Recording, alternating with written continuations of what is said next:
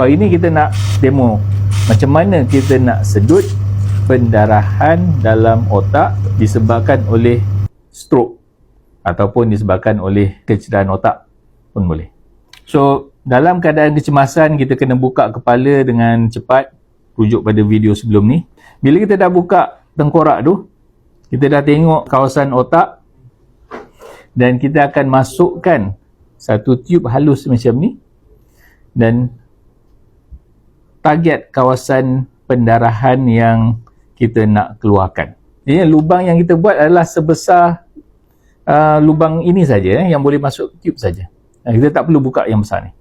Dia dah masuk. So kita tolak dia pelan-pelan, tube tu masuk dalam. Okey? Dan kita buka. So sekarang kita akan masukkan skop ke dalam otak menggunakan melalui tube ni. Dan kita akan tengok pada kamera.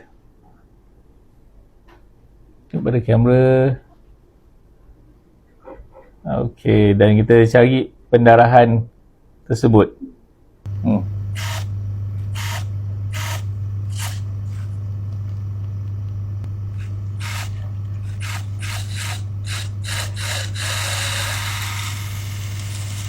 Ini lepas habis operation, kita keluarkan skop, kita masukkan tube balik dan kita tarik keluar.